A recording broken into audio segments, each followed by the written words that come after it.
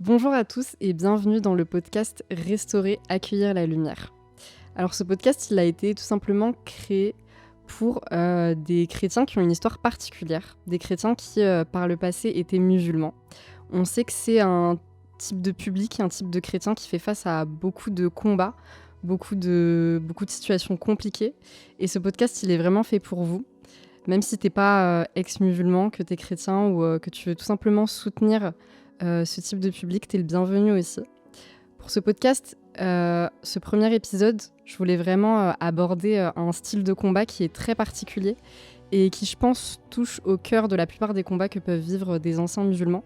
C'est celui du rejet familial. Et pour cet épisode-là, j'ai la grâce d'accueillir un invité qui va vraiment pouvoir nous enseigner sur ça particulièrement. Et je bénis le nom du Seigneur pour lui parce qu'il a une histoire particulière, mais aussi un enseignement très puissant à travers cette histoire. Cet invité, c'est Ilyes. Bienvenue, Ilyes. Bonjour tout le monde, j'espère que vous allez bien. C'est une grâce et un honneur pour moi d'être là. J'ai été gentiment, fraîchement, grassement invité par Sarah, une amie de longue date, donc c'est un honneur pour moi d'être là aujourd'hui. Bah écoute, bienvenue Ilyes. Est-ce que pour commencer, tu peux peut-être te présenter pour ceux qui ne te connaissent pas? Je sais que tu es connu particulièrement à travers un témoignage que tu as donné à travers la chaîne Oli Productions. D'ailleurs, on les salue et je vous donnerai le témoignage en description de la chaîne YouTube. Ce témoignage, il est assez particulier et il a été très puissant, regardé par presque 1 million de personnes, si je ne me trompe pas. Gloire à Dieu. Donc, est-ce que tu peux te présenter pour les personnes qui peut-être ne te connaissent pas? Avec plaisir. Du coup, moi, c'est Ilyes. Ce que je fais dans la vie, ça me prend énormément de temps. Je suis marié avec Sarah, donc mon épouse, et plus sérieusement, plus simplement, finalement, je suis un serviteur de Dieu. J'ai eu la grâce notamment de témoigner sur cette chaîne Oli Productions. Euh, j'ai passé un long moment d'hésitation, mais j'ai senti qu'il fallait que je sorte du silence, j'ai pu témoigner. Après ce témoignage-là, Dieu a ouvert des portes. Aujourd'hui, je sers Dieu dans le mariage avec ma femme. Et c'est vraiment une grâce de pouvoir servir à deux. Et il nous a emmenés dans d'autres dimensions qu'on pourra parler plus tard. Hmm. Bah écoute, merci Ilyes pour cette petite présentation. Et maintenant, je vais juste te demander de nous raconter peut-être ton témoignage en 5 minutes. Je sais que c'est assez difficile de demander ça à quelqu'un, mais l'idée, c'est juste qu'on puisse poser le contexte pour mieux comprendre la problématique, ce qu'on va aborder aujourd'hui. Et comme je l'ai dit tout à l'heure, je vous donnerai vraiment le témoignage d'Oli Productions en description pour que vous puissiez le voir en plus long et en plus détaillé. Qu'est-ce que tu peux peut-être nous raconter ton petit témoignage? Promis, j'essaye de tenir 5 minutes. Même moi. Donc moi, en fait, tout simplement, je suis né dans une famille, une très bonne famille, une famille où j'ai reçu une bonne éducation, de l'amour. Et tout simplement, j'arrive à un moment culminant, à un moment donné. C'est le ramadan, c'est la période de confinement. Je me retrouve seul face à ma foi. Et pendant une prière, je suis à genoux sur mon tapis de prière et j'entends une voix qui me traverse tellement puissamment et qui me dit: «Et si l'islam, c'était pas la vérité?» Pour être honnête, cette phrase, elle m'a juste déstabilisé, je me suis effondré en larmes, je me suis efforcé de finir ma prière, mais je me sentais juste pas bien. Pas bien d'avoir eu cette voix et je me disais: «Mais c'est pas ma pensée». Par réflexe, à la fin de ma prière, je me suis retourné et il y avait personne et je me sentais indigne, pas bien. Comment je me pouvais me retrouver sur un tapis de prière, avoir ce genre de phrases qui viennent à moi et je traverse quelque chose dont je comprends vraiment pas, ce qui se passe finalement. Je décide de m'isoler, je fais des invocations, je lis et je me dis: «Non, c'est pas possible, ce que j'ai entendu, faut pas que ça dure» et de là, en fait, ce phénomène se reproduit à chaque fois que je prie. Donc pour rappel, c'est le ramadan, période de confinement, donc c'est moi, ma foi et c'est vraiment complexe de se retrouver dans ce genre de situation parce on a ce sentiment d'imposteur qu'on est sur notre tapis de prière et j'ai pas envie d'être sur ce tapis en étant dans le doute, dans la crainte. Et finalement, ce qui se passe, c'est que, comme je l'ai dit, ce phénomène, il se reproduit plusieurs fois. Et malgré le côté spirituel que je mets en action, à demander à Dieu de enlever ces doutes, que ça disparaisse, les invocations, à chaque fois que je prie, à chaque fois mes demandes dans mes prières, c'est que ça disparaisse. Ce phénomène, il fait que grandir. Et je me sens juste déboussolé. Donc les semaines passent. Et finalement, ce que je décide de faire, c'est de lire un livre saint et de le comparer. Et finalement, je dis, à l'intérieur de moi, je me dis, mais t'as fait ce côté spirituel, fais cette part humaine aussi. tu demandes au ciel, tu demandes à Dieu de faire quelque chose, mais agis. Donc là, je commence à comparer en fait toutes les religions monothéistes. Et là, je me dis, mais ma foi, mon livre saint me dit que d'autres livres sont aussi saints et que si je veux les comprendre, il faut que je demande aux gens du livre une interprétation. Je me dis, bon, je vais lire, comparer. Je vais pas sortir les références, etc. On n'est pas là pour Mmh. ça, mais donc je rentre dans un temps de comparaison finalement. Je compare les religions monothéistes. À la fin, je compare la Bible et le Coran. Et je suis simplement là pour prouver que Jésus n'est pas Dieu, qu'il n'est pas le Fils de Dieu, que tout ça c'est du baratin et que ma foi est la bonne foi. Mmh. Et finalement, je me rends compte que le Jésus de la Bible et le Jésus du Coran, Issa ben Myriam n'est pas le même. Et je me dis, mais il y a un problème quelque part. Et là, je suis face à... Dans cette Bible, on me dit qu'il est mort à la croix et ressuscité pour mes péchés. Et que si je crois en lui, j'ai la vie éternelle. Et là, je me dis, mais attends, donc, c'est plus qu'un prophète, c'est impossible. C'est impossible, je peux pas. Et finalement, en fait, ces doutes sur mon tapis de prière, où je me suis relevé pour aller dans mon lieu secret, m'isoler, chercher la face de Dieu, m'emmène à une comparaison. Et cette comparaison ne fait que grandir, en fait. Ce Mmh. doute ne fait que grandir et je me sens juste pas bien. 5 mois de lutte intérieure, de comparaison, des nuits d'angoisse où je me Mmh. disais, mais si je meurs, je sais pas où je vais, c'est pas possible. Mmh. Je me sens pas bien. Et finalement, je décide de lâcher prise et je dis à Dieu, écoute, je te connais pas. Je suis né dans des croyances que j'ai décidé de suivre, de croire, de pratiquer avec conviction, avec foi. Et finalement, je te connais pas. Révèle-toi à moi d'une manière où je douterai plus jamais de ma vie et je te promets que si tu le fais, je te dévorerai ma vie entière. Ce qui se passe, Amen. c'est que, il s'est rien passé sur le moment et du coup, ça a duré 5 mois, ce temps de recherche, de méditation et de prière et de cris, à l'aide finalement et j'atterris dans une réunion prière, je rencontre un pasteur, ce pasteur me déballe toute ma vie, je m'isole avec lui, donc il a des paroles de connaissance très détaillées. J'endurcis mon cœur, je me dis: «Non, c'est pas possible ce qu'il est en train de me dire, je suis pas le seul à souffrir sur terre, je suis pas le seul à Mmh. avoir des problèmes» et il me demande s'il peut prier pour moi, je refuse. Et ce qui se passe, c'est que j'endurcis mon cœur énormément. Et il me dit: «Écoute, on se décide de s'isoler, il dit que la seule chose qu'il sait, c'est que je ne connais pas Jésus». Et à ce Mmh. moment-là, quand on parle, moi, je suis un peu frustré parce que je me dis: «Ça fait 5 mois que je compare Jésus, tu peux pas me dire: "Tu ne connais pas Jésus"». Ouais. Donc je lui dis: «Jésus, c'est Issa ben Milliam, il ne peut pas être le fils de Dieu pour ça, il peut pas être le Dieu pour ça» et biographie de Jésus dans l'islam, finalement. Ouais. Il me regarde en souriant et me dit: «Tu connais beaucoup de choses, mais tu connais pas Jésus». Waouh. Et là, ça me chamboule encore une fois et je me dis: «Bon». Là, il me dit que je cherche la paix, que je vais trouver la paix. Je me dis: «Waouh, c'est précis, mais je suis pas le seul à souffrir», encore une fois. Et en fait, Dieu a dû venir me chercher au plus profond de moi-même. Il me regarde en souriant, il m'explique qui est Jésus, le même Jésus que j'ai rencontré dans la Bible. Il me dit: «Jésus est le Fils de Dieu. Il est le chemin, la vie et la vérité. Il est mort à la croix pour tes péchés. Si tu crois en lui, tu auras la vie éternelle». Je suis encore frappé par cette vérité et là, je dis: «Écoute, si c'est ça Jésus, je le connais pas». Le Mmh. reste de la conversation finit en: «Écoute, je te vois dans le noir en train de prier et tu dit à Dieu: "Révèle-toi à moi d'une manière où tu douteras plus jamais de ta vie"» et tu lui as promis que s'il le faisait, tu lui dévorais ta vie entière. Mmh. Là, je suis frappé parce que c'était mes mots, ma prière dans le secret, ma vérité, ma conviction, ce que j'ai déposé aux pieds de Dieu. Et Ouais. là, un homme de Dieu venait me déposer ça en pleine face avec mes mots à moi. J'étais juste chamboulé. Chamboulé, il me demande s'il peut prier pour moi, je lui dis non. Je rentre chez moi frustré. 2 semaines après, je le rappelle. Je lui dis c'est bon, j'arrive plus à dormir, j'en peux plus. Je veux devenir chrétien et accepter Jésus. C'était un choix très dur, très difficile, qui a engendré plein de conséquences, mais très réfléchi. Et quand on crie, quand on toque, il ouvre. Donc Amen. me voilà aujourd'hui. Amen, waouh, c'est un sacré témoignage franchement, merci, merci pour cette histoire incroyable et qui est la tienne d'ailleurs. Mais du coup, ça me fait te poser une question et c'est un peu notre sujet d'aujourd'hui. On sait que les histoires d'anciens musulmans qui viennent à Christ, elles sont toujours incroyables. Mais il y a toujours un petit côté, un petit sujet sensible, c'est la famille. La famille, c'est vraiment, quelque chose qui est assez complexe.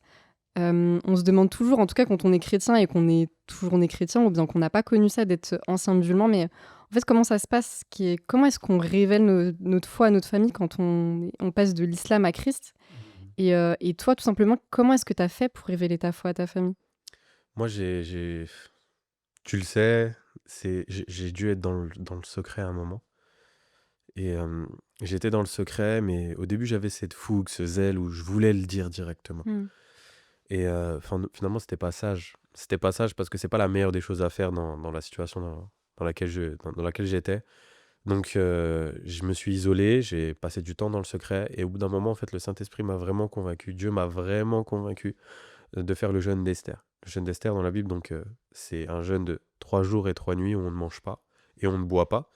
Et au bout de ces 3 jours-là, Esther, elle est partie annoncer sa vraie identité au roi. Et, euh, et je me suis dit, mais en fait, c'est ça que je vis. C'est ça que je dois vivre, en fait. Et donc, j'arrive à un point où 3 jours, 3 nuits, je jeûne. Et clairement, j'ai cette vision où je dois euh, dire les choses d'une manière bien précise à ma famille. Et Donc, ça, c'était, excuse-moi de te couper, ça a été au bout de combien de temps après que tu sois devenu chrétien? plus d'un an. Plus d'un Ok, an. Je suis resté plus d'un an dans le secret, presque deux. Mais plus d'un an, ok. plus d'une année. Et donc, à l'issue de ce jeûne d'Esther, tu me disais que... Du coup, je me suis présenté, j'ai fait exactement comme Dieu m'avait dit de le faire. Mm. Et il s'est passé ce qui s'est passé dans plusieurs des familles musulmanes. C'est un point qui est commun. Comme tu le dis, il y a des beaux témoignages, mais finalement, la famille renie, la famille rejette. Et finalement, on en parlera après, mais il faut avoir le recul d'accepter, de vivre ce genre de situation, etc., etc. On en reparlera après, je pense. Ouais, ouais, ouais. Et, euh, et donc, ouais, donc toi, tu as été tout de suite rejeté par ta famille. Comment est-ce que tu la décrirais, cette période? Comment est-ce que tu l'as vécue? Moi, premièrement, je pense qu'on peut la découper en plusieurs étapes, mais je vais prendre quelques étapes très précises. Au début, on est brisé. On est brisé parce que on sait à quoi s'attendre. Mm. Finalement, il faut être honnête, on fait un choix qui est pas évident. On décide de suivre Christ à tout prix. Et à partir du moment où tu choisis de le suivre à tout prix, ça a des conséquences. Mm. Et finalement, c'est ça être disciple. Jésus ne nous promet pas une vie toute rose, toute belle. Il nous dit que le suivre, ça a un prix. Et est-ce qu'on est finalement prêt à payer ce prix? Et moi, quand j'y suis allé, je savais que j'allais souffrir. Je savais que ça allait mal se passer. Mais humainement, en nous, on espère quelque chose de différent. On espère un miracle, on espère que la mer va s'ouvrir devant nous et que tout va bien se passer. Ouais. Mais on sait à quoi s'attendre. Et moi, premièrement, avec cette réaction, j'étais dans le déchirement. Je me suis enfermé dans ma voiture, je suis reparti dans mon petit appartement et je hurlais. Je disais, Seigneur, donne-moi cette paix. Cette paix où quand toi, tu étais sur cette croix, quand tu as humilié, bafoué, critiqué, mis à mort, tu as regardé le monde et tu as dit, pardonne-leur car ils ne savent pas ce qu'ils font. Mm. Je veux vivre ça. Je veux vivre le pardon, je veux vivre la paix. Et finalement, bah, il y a eu ce déchirement qui a duré une nuit, une soirée. Et après, la deuxième chose que j'ai vraiment vécu de fort à travers ça, c'était la paix. Je me suis réveillé le lendemain matin comme si c'était rien passé.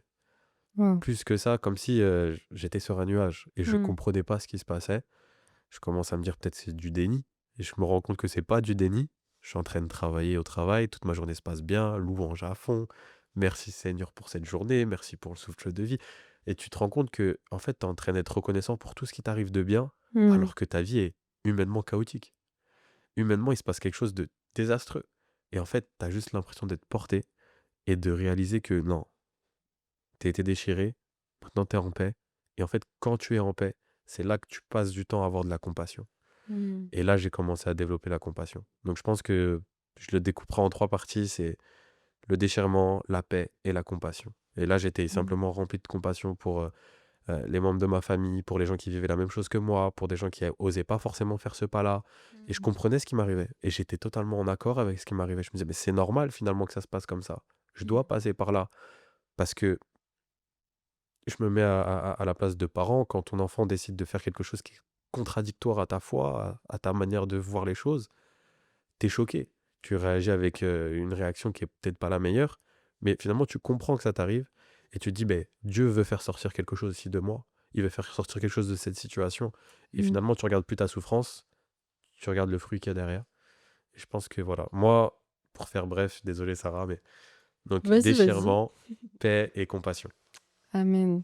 Ok, waouh, c'est fort. Et du coup, il y a une autre question qui me vient en tête parce que tout à l'heure, tu disais que ça faisait un an, donc un an où tu as caché à ta famille ta foi, un an où je suppose que tu as eu des moments où tu as dû peut-être mentir. Quand J'aime on est cette chrétien, question. J'aime. quand on est chrétien, on sait que le mensonge, c'est un peu un péché.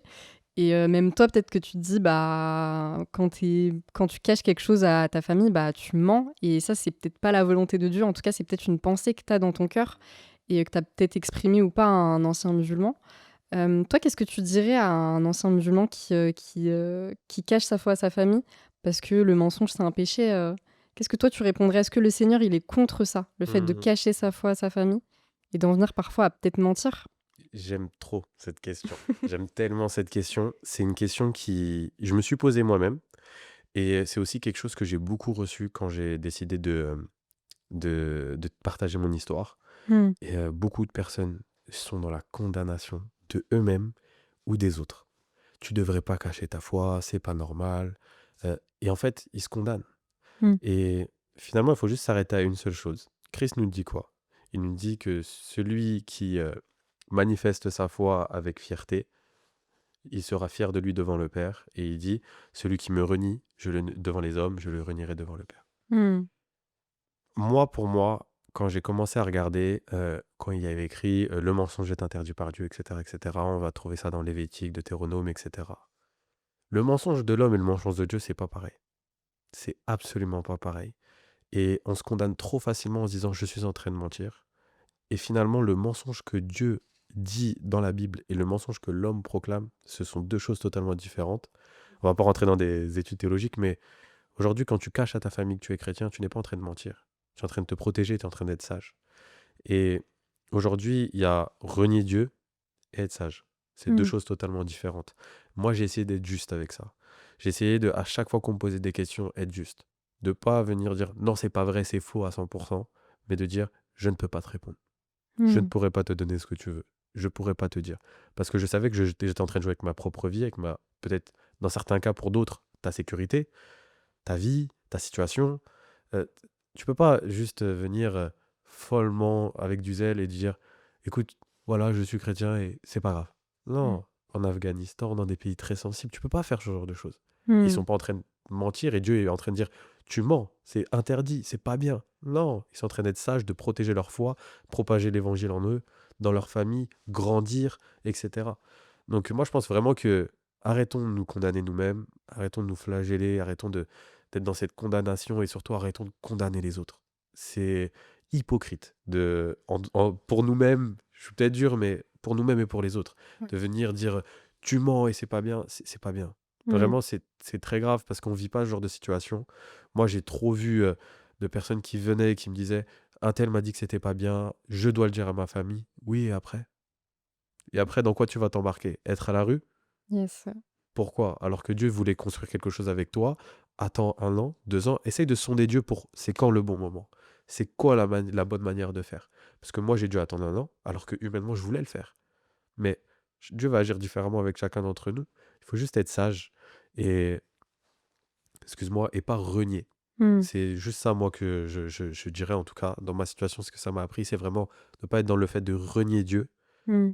et d'être sage, pas manquer de sagesse et de dire bah, je dis ce que j'ai à dire et c'est pas grave, peu importe les circonstances, peu importe ce qui va m'arriver. Non, soyons sages et conseillons surtout les autres avec sagesse. Quelqu'un qui vient Mmh. devant nous en disant je vis telle situation, pas la jeter dans le feu en disant bah tu dois faire ça, c'est écrit que. Non. Mmh. C'est quoi le mensonge selon Dieu? C'est quoi notre vision du mensonge? Qu'est-ce que Dieu nous dit de ne pas le renier? Amen, De ouais. ta bouche, ne le renie pas. Vis ta foi, apprends à grandir. Sonde Dieu pour savoir comment tu dois le dire et quand tu dois le dire. Mmh. Je te remercie vraiment de préciser ça parce qu'il y a vraiment un temps que le Seigneur dispose pour qu'on puisse révéler notre foi à notre famille. Ça veut pas dire, comme le disait Elias, que voilà, ils vont nous accueillir les bras ouverts face à la nouvelle. Exactement. Ça veut dire que en fait, le Seigneur, il aura le temps de travailler quelque chose en nous et dans le cœur de nos familles et il aura disposé les choses. Toi, tu as attendu 1 an, moi j'ai attendu 4 ans, j'ai entendu des personnes qui ont attendu 7 ans, peut-être plus, peut-être moins. Hmm. C'est vraiment le temps de Dieu est propre à chacun, donc merci de le préciser, Elias. Tu disais tout à l'heure que tu avais reçu la paix de Dieu et ça, c'est incroyable, c'est un témoignage incroyable. Est-ce que peut-être, parce que tu nous as expliqué un peu tout à l'heure comment tu as fait, on aurait dit que c'était un peu quelque chose, une grâce qui t'était venue Hmm. de Dieu. Qu'est-ce que tu dirais à quelqu'un qui écoute ce podcast et qui arrive pas à recevoir cette paix? Moi, pour être très sincère, cette paix, j'ai mis énormément, énormément de temps à la recevoir. J'ai cru que j'allais jamais la recevoir même et je trouve que cette question, elle peut être très intéressante pour, peut-être quelqu'un qui nous regarde là et Mmh. qui se dit: «Mais c'est impossible que j'ai cette paix-là». Qu'est-ce que tu lui conseillerais? C'est très complet comme question. Merci de m'emmener là-dedans. Mais plus sérieusement, c'est un parcours qui est différent pour tous. Des fois, t'as juste l'impression que ça tombe du ciel. Moi, ça a été mon cas. J'ai fait cette prière, j'ai hurlé à Dieu de tout mon cœur et c'est tombé du ciel. Il y en a d'autres où ça va être un parcours. Ça va être apprendre à manifester la paix. Parce que des fois, on attend trop que, oui, ça va tomber du ciel, Seigneur, Seigneur, vas-y, vas-y. Et on a les yeux fixés vers le ciel, alors que finalement, il faut que tu aies juste les yeux fixés à l'intérieur de toi. Dieu vit en toi. Tu as le pouvoir de manifester la joie, la paix, l'amour en abondance. Mais qu'est-ce que je pourrais dire concrètement? C'est qu'il y a des parcours qui sont totalement différents. Rien que toi et moi, ça a été totalement différent. Mmh. Et il faut être focalisé sur qu'est-ce que Dieu veut de toi. Peut-être que tu ne vas pas manifester la paix parce qu'il voudra que tu manifestes la joie. Tu ne vas pas manifester la joie parce qu'il voudra que tu manifestes de l'amour. Et je pense qu'il faut vraiment sonder qu'est-ce que Dieu veut de moi, qu'est-ce que Dieu veut de moi dans cette situation. Moi, j'ai dû apprendre à manifester de la paix parce que j'étais quelqu'un peut-être d'habitude à pas avoir la paix. Mmh. Dans mon quotidien, j'étais quelqu'un qui était facilement troublé par Mmh. mon environnement, ce que je vivais. Et je pense qu'il faut vraiment sonder Dieu sur qu'est-ce que tu veux me donner à travers ce que je vis. Mmh. Moi, ça a été la paix. Toi, ça a mis plus de temps. Et des fois, ça peut être surtout des parcours qui sont, des cheminements qui sont différents. Apprendre à regarder à l'horizon et se dire, OK, comment tu veux m'équiper pour arriver jusque là-bas? Mmh. Et c'est très dur. C'est très dur parce que quand on est dans l'épreuve, c'est compliqué. Mais j'aime bien dire, et ma femme me le redit aussi maintenant, c'est que finalement, regardons aux fruits que Dieu veut, pas à l'épreuve. Mais je m'arrête là. Et c'est déjà hyper, hyper complet, merci Yes. Mais c'est hyper complet. Moi, je suis grave bénie par ce que tu dis et ça fait beaucoup écho, aussi à ce rejet qui est si difficile à vivre et une fois qu'on a cette paix, bah, on se sent mais libéré d'un poids énorme. En tout cas, moi, ça a été, waouh, quoi, mais merci Seigneur parce qu'il est capable de combler l'absence qu'on a de notre famille. Alors que notre famille, c'est des personnes les plus intimes qu'on peut avoir sur cette terre et on se dit: «Mais si j'ai plus ma famille, qu'est-ce que je vais faire?» Et en fait, le Seigneur est capable vraiment par son Saint-Esprit de combler ça. Il est capable de tout combler, absolument tout et même cette présence qui est plus là. Mais comment on fait pour l'entretenir? Parce que je sais que, on peut avoir des moments où on peut vaciller, on peut voir, des familles à l'église venir, moi je te dis parce que ça a été le cas parfois, tu vois? Des gens venir en famille à l'église, prier le Seigneur et toi tu es là en mode, Je sais. «Hello!» Donc comment on fait pour entretenir cette paix? Tout ce que tu tout ce que tu vas voir va te faire mal Mmh. et tout ce que je vois me fait mal aussi. Il faut pas mentir que dire qu'on est en paix, donc on ne souffre pas. Notre quotidien, c'est de vivre dans la paix, mais on reste humain et comme tu l'as si bien dit et juste avant de répondre, je rentre dans ce truc dans cette chose, c'est la paix, c'est vraiment quelque chose qui surpasse toute intelligence et c'est ce que la Mmh. Bible nous dit et moi, je pense que comment maintenir la paix, il faut aussi rester fixé sur l'épreuve. Pourquoi je dis ça? C'est bizarre, mais l'épreuve te donne une relation avec Dieu tellement particulière. Et quand Amen. t'en sors, tu te dis, mais waouh, qu'est-ce qui se passe? Il Mmh. me manque quelque chose. Parce que quand tu es dans l'épreuve, quand tu acceptes que ce n'est pas un mal, mais que c'est quelque chose que Dieu permet dans ta vie, tu restes fixé sur ça et tu te dis, ok, Dieu veut une relation particulière à ce moment-là avec moi. Mmh. Donc là, en fait, tu vas commencer à faire les choses de manière particulière, à te dire, bah, peut-être que je dois jeûner, peut-être que je dois lire plus ma Bible, peut-être que, ah bah, bizarrement, j'ai l'envie de me réveiller à 5 heures du matin pour prier. Pourquoi? Parce que je suis en manque de ma famille, parce que Mmh. je souffre, parce que quand je vais à l'église, je vois des gens venir en famille, parce que quand je suis à l'église, on me demande même pas si je vais bien, alors que tout le monde sait que ma famille me parle pas. Et en Mmh. fait, tout ça, c'est des liens tellement particuliers qu'on a avec Dieu. Mmh. Là, on va apprendre à connaître Dieu comme un père, comme un chef de foyer, comme un chef de famille dans notre vie. Et moi, je pense que vraiment, des fois, on reste fixé sur de l'extérieur, on voit l'épreuve. Mais quand on est à l'intérieur de cette épreuve-là, c'est plus une tempête. C'est grâce sur grâce parce que tu apprends à expérimenter le cœur du Père. Amen. Et moi, je pense vraiment que rester fixé pas sur notre douleur, mais sur l'épreuve en elle-même de, encore une fois, qu'est-ce que Dieu, tu veux me donner? Et moi, les temps les plus intimes que j'ai passés avec Dieu, c'est dans les plus grandes souffrances et les plus grandes douleurs, et je pense que un peu toi aussi. Ouais, c'est Mais clair. faut pas rester focalisé sur notre douleur, que notre maison ne soit pas une maison de pleurs, Mm. une maison de joie, de réjouissance. Mais ok, je souffre, j'ai mal. Qu'est-ce que tu veux me donner, Seigneur? Qu'est-ce que Amen. tu veux que j'apprenne, Seigneur? Et je pense que c'est comme ça qu'on continue de maintenir cette paix et de l'arroser. Et surtout, l'entourage aussi, ça a un rôle important. Entourons-nous de gens qui vont alimenter cette paix. Mm. Pas des gens qui vont te rappeler tous les jours. C'est pas trop dur? Ah, c'est dur quand même, hein. Tu souffres, toi. Toi, tu souffres. Non, des gens de je suis avec toi. Ouais. Je prie pour toi. Je te maintiens dans la prière pour toi, ta famille, ta situation, dans ta souffrance. Se maintenir aussi de personnes qui vont alimenter cette paix-là et se nourrir des bonnes choses. Je pense que c'est comme dans la nature, il faut arroser pour que ça croisse. Arrosons de paix pour que ça grandisse de paix. Amen. Amen, ouais. C'est très vrai, l'entourage, c'est vraiment essentiel. Et le Seigneur nous offre un entourage en Christ. Amen. Je vais aller sur un tout autre sujet, enfin un sujet toujours sur la problématique du rejet familial, mais quand on est chrétien, voilà, et qu'on rencontre quelqu'un qui vient de l'islam à Christ, bah, on a tout de suite cette question un peu de curiosité, même si on se connaît pas forcément, que tu connais pas forcément la personne, on te pose directement la question, bah, sur ta famille, et cetera. Ouais. Qu'est-ce que tu en penses? Est-ce que tu trouves ça indiscret? Est-ce que tu penses que ça devrait se poser comme question? Si oui, Aïe, aïe, aïe. je pense que tu vois où je C'est t'emmène. très bien, je vois très bien. C'est une question où j'en parle souvent dans l'intimité, mais c'est indiscret. C'est vraiment indiscret parce que des fois, on voit que c'est juste de la curiosité et c'est Mmh. pas de la compassion. Des fois, c'est des questions qui sont peut-être anodines, mais c'est de la curiosité. On ne sait pas pourquoi on pose cette question-là. Et moi, je pourrais la comparer. C'est incomparable, hein. Je suis vraiment désolé, mais on ne sait pas une personne, qu'est-ce qu'elle vit concrètement. Et il y a une phrase encore plus courante qu'on utilise sans s'en rendre compte, c'est de dire à des personnes, à des couples, Mmh. alors l'enfant, c'est pour quand? C'est touch. C'est vrai que c'est un peu On sait pas ce que cette personne vit, ce couple vit, ce mariage vit. Et ouais, en fait, ouais. quand on va voir un ancien musulman en lui disant, ou autre, hein, une personne qui a été reniée par sa famille, qui vit une situation de rejet, et dire alors avec ta famille, alors avec ta famille. C'est remuer le couteau dans la plaie, déjà Mmh. peut-être.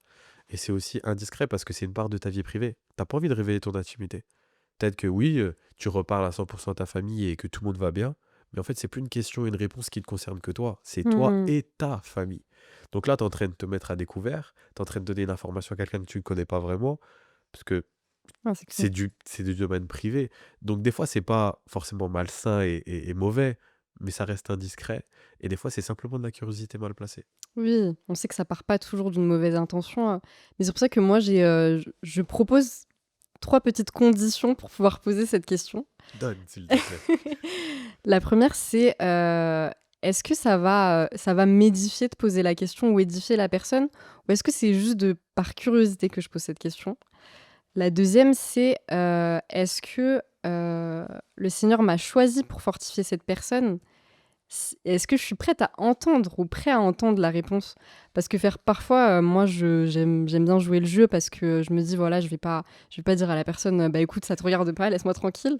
Et la plupart du temps, bah, je me retrouve devant des gens qui, quand ils entendent la réponse, sont tout simplement en mode: «Ah, désolé», enfin, ils sont un peu gênés, quoi. Du coup, ils savent pas quoi répondre, mais en fait, tu me poses la question et on doit se fortifier les uns les autres. Donc si tu es prêt à entendre la réponse, si tu sens que tu as été, peut-être choisi ou que tu as à cœur de me poser la question parce que tu sais que tu peux me Hmm. fortifier dans la réponse que je vais te donner, mais pose-la avec grand plaisir. Si tu sens que c'est juste par curiosité, c'est à éviter parce que c'est toujours un peu, déstabilisant pour nous de devoir rentrer dans ce sujet-là et c'est déstabilisant pour vous aussi, hein, d'ailleurs donc voilà, juste une petite parenthèse sur ça, je pense que c'est important. Surtout quand on est en plein dans la situation, on n'a pas trop envie de rentrer dans les détails, Hmm. donc voilà, juste une petite, spécificité. Merci pour tout ça Ilyes, franchement c'est vraiment hyper édifiant. On arrive bientôt à la fin du podcast et ce podcast il s'appelle Restaurer et le slogan c'est un peu, enfin c'est carrément accueillir la lumière. Tout simplement parce que la lumière de Christ c'est vraiment la réponse à toute chose et à tout combat et le Seigneur il fait de nous des lumières en fait. Donc toi qui regardes ce podcast et qui peut-être vit cette situation et est en plein dedans, le Seigneur a mis une lumière en toi et il fait de toi une lumière. Et tu peux te sortir de cette situation et édifier le corps de Christ pour la gloire de Dieu. Et Ilyes, toi, t'en es la représentation parfaite parce que moi, j'ose lui dire, le Seigneur a fait une lumière de toi, une lumière pour la gloire de son nom. Et déjà, à travers ton témoignage qui a énormément édifié des personnes, mais également à travers ton ministère, tout simplement. Est-ce que tu peux me parler un peu de ton ministère, notamment bon, c'est un événement qui est déjà passé, qui a eu lieu le 30 août, mais je pense qu'au moment de la publication, il sera déjà passé. C'était un événement incroyable, une conférence qui s'appelle Save the Soul. C'était vraiment puissant, puissant, puissant. Et il y a aussi d'autres engagements de ta part, mais je te laisse les exprimer librement. Yes. Moi, ça me touche déjà, ce slogan. Ça me touche parce que on s'est moqué de moi trop de fois parce qu'à chaque fois que je commence mes phrases, je dis salut les lumières. C'est vrai qu'il dit toujours ça. Moi, les lumières du monde, c'est quelque chose qui me parle énormément. Donc déjà, je suis encore honoré d'être là. Le slogan, la vision me parle à 100%. Donc vraiment, je tiens vraiment à encourager ce que tu fais, à encourager ce podcast et que vraiment, il croisse, il croisse, il croisse pour le Amen, Seigneur. merci. Et, euh, et j'en oublie la question carrément, mais Présente-nous totalement. ton ministère, tout simplement. Que fais-tu pour Dieu? Plus sérieusement, du coup, Save the Soul, ça a été une mission avec ma femme Sarah qu'on a eue. Donc, c'était concrètement aller réconcilier les âmes avec Dieu. Mm. Et du coup, avec une conférence, un événement qui s'appelait Réveille-toi, toi qui dors, qui était sur le verset d'Éphésiens 5,14. C'est pour cela qu'il est dit Réveille-toi, toi qui dors, relève-toi d'entre les morts, et Christ t'éclairera. Et ça a été sur une journée où il y a 3 personnes qui sont venues témoigner sur des problématiques qu'on rencontre énormément dans la jeunesse. Mm. Il y a eu donc des temps de témoignage, des temps où on a des leaders de prière sont venus, pasteurs, responsables de jeunes, bref, des personnes qui ont vraiment à cœur pour intercéder, imposer les mains. Il y a eu des guérisons, des délivrances, des gens qui ont eu des vies transformées. Et après, il y a eu de Amen. l'enseignement, encore des moments de prière, et juste la gloire de Dieu qui s'est manifestée. On a fini avec une soirée de louanges. Les murs ont explosé. Spirituellement, c'était juste incroyable. Le moment, c'était juste... Humainement, c'était surprenant. Mm. Donc, on a vraiment été touchés. Et on avait vraiment ressenti, en tout cas, pour te répondre concrètement, le ministère, c'était quelque chose où réconcilier les âmes avec Dieu. Amen. Pratiquer le ministère de réconciliation. Des fois, Mm. on a trop cette vision de j'ai un ministère prophétique, un ministère de guérison, un ministère de délivrance. C'est l'identité de Jésus elle-même, tout ça. Mm. Et Jésus nous dit pratiquer le ministère de réconciliation. Et quand on va réconcilier les âmes avec Dieu, il fait ce qu'il veut. Là, il y aura des prophéties, là, il y aura des guérisons, là, il y aura des délivrances, il y aura des gens qui seront touchés, il y aura de l'amour, de la joie en abondance et de la paix. Donc, le ministère de réconciliation, c'est vraiment quelque chose qu'on a essayé de manifester. En tout cas, je crois qu'on a réussi, à peu près. Je confirme, je confirme. Et là, tout fraîchement, du coup, cette année, on a eu cette grâce incroyable de devenir pasteur de jeunesse à l'église MLK. Wouh! Gloire à Dieu. Donc, Incroyable. avec Sarah, ma femme, on pourra se retrouver, du coup, avec vous aussi. Avec toi aussi, Sarah, tu es la Avec plaisir, bienvenue. hein. À l'église MLK, à chaque rencontre qu'il y aura pour la jeunesse du vendredi, Mm. samedi, dimanche. Donc voilà. Amen. Donc vous voyez les amis, c'est pas impossible, quoi, c'est pas inatteignable. Le Seigneur fait grâce et Ilyes, il a une histoire similaire à la nôtre et Dieu a fait de lui une véritable lumière et il veut faire de toi une véritable lumière. C'est pas parce que tu vis cette situation avec ta famille que ton cas est désespéré. Au contraire, Dieu va faire de toi une lumière et cette épreuve, elle va te rendre encore plus intime avec le Seigneur de telle sorte à ce que tu auras une relation très spécifique. Et le Seigneur sache qu'il a un regard particulier pour toi. Parce que tu l'as choisi au détriment de ta famille, il a un regard particulier pour toi. Il ne t'a pas laissé tomber. Et vraiment, si je devais te faire retenir une chose de ce podcast et de cet épisode, c'est que tu n'es pas seul. Le Seigneur est vraiment là. Et il va te le montrer de différentes manières, de différentes façons. Ne lâche pas sa main. Je sais que c'est difficile, on le sait tous les deux, Ilyes et moi. Mais ne lâche pas sa main, tu n'es pas seul. Et vraiment, Dieu va faire de grandes choses à travers ta vie. Et pour finir ce podcast, Ilyes, je voulais tout simplement te proposer de prier pour ceux qui nous regardent, prier pour ceux qui vivent cette situation, tout simplement. Avec plaisir. Seigneur, aujourd'hui, tu vois nos cœurs, tu vois nos vies et surtout, tu vois nos situations. Et je crois vraiment que tu es celui qui a marché sur l'eau quand il y a eu cette tempête. Je crois vraiment que tu es celui qui donne la paix. Tu es le calme dans la tempête. Aujourd'hui, tu vois chacune de nos situations et je te prie vraiment, Seigneur, de venir donner la paix, de venir donner la joie et de venir donner l'amour en abondance. Alors qu'on vit des situations, on se dit peut-être, mais je suis incompris, personne ne me comprend. Toi, tu nous comprends. Toi, tu as déjà payé pour chacune de nos situations. Tu as payé pour notre solitude, tu as payé pour notre rejet, tu as payé alors que on vit des situations vraiment douloureuses. Toi, tu connais la profondeur de cette peine, tu connais nos cœurs, tu sais ce qu'on vit. Alors s'il te plaît, déjà enlève toutes ces pensées de condamnation dans nos vies, enlève Mm. toute chose qui ne vient pas de toi, et vraiment que nos cœurs puissent être disposés pour comprendre l'épreuve que tu permets, Seigneur. Mm. Aujourd'hui, dans nos vies, fais-nous comprendre ou que nous devons comprendre, Seigneur, qu'on comprend vraiment les fruits, la patience, la paix, la sagesse. Vraiment, Seigneur, dispose nos cœurs à manifester les caractéristiques de Christ. Aujourd'hui, Seigneur. Vraiment que pendant ce podcast, il y a un avant et un après. Pas à travers la bouche d'un homme ou d'une femme, mais vraiment parce que le Saint-Esprit, parce que ta présence a parlé, ta présence était dans ce podcast, ta Mm. présence est dans ce podcast, et qu'il y a vraiment un avant et un après. Aujourd'hui, on veut se focaliser des fois pour que nos situations changent, mais c'est d'abord un état de cœur qui doit changer. Mm. Pas apprendre à espérer en ta main, mais en ta face. Toujours te chercher quoi qu'il arrive. Toujours espérer, Seigneur, alors qu'il y a la tempête. Parce que tu es le Dieu qui nous fait traverser la tempête. Tu es le Dieu qui est là pendant la tempête. Et Amen. pendant la tempête, toi, tu dors. Toi, tu es en paix. Parce que tu sais déjà qui tu es. Alors, s'il te plaît, Seigneur, plus de confiance en qui tu es. Plus de confiance en ce que tu veux faire en travers de chacune de nos vies. Aujourd'hui, alors que toi, tu te sens méprisé. Toi, tu te sens loin. Toi, tu te sens seul. Mm. Aie confiance en qui il est. Aie confiance en ce qu'il peut faire de ta vie. Aujourd'hui, Seigneur, je te prie vraiment de venir consoler chaque cœur, de venir mettre ta paix dans chaque cœur, ton amour dans chaque cœur, ton espérance dans chaque cœur, et que les pleurs de tristesse se transforment en pleurs de joie. Dans le nom de Amen. Jésus. Amen. Amen. Amen. Amen. Merci Elias, merci infiniment pour cet épisode. Moi, je sais pas vous, mais j'ai été vraiment bénie, je ressors bénie. Donc voilà les amis, c'est la fin de ce premier épisode du podcast. Il y en a d'autres qui arrivent, j'espère que vous avez aimé. Je vais faire ma youtubeuse, mais je vais vous demander si vous êtes chaud de liker et vous abonner, parce qu'il y a la Yes. suite qui arrive et n'hésitez pas à le relayer à peut-être vos amis, vos connaissances qui vivent cette situation. Ce podcast, il est vraiment pour vous et pour eux. Donc voilà, prenez soin de vous et n'oubliez pas, vous n'êtes pas seul, le Seigneur est avec vous. Amen. Soyez bénis!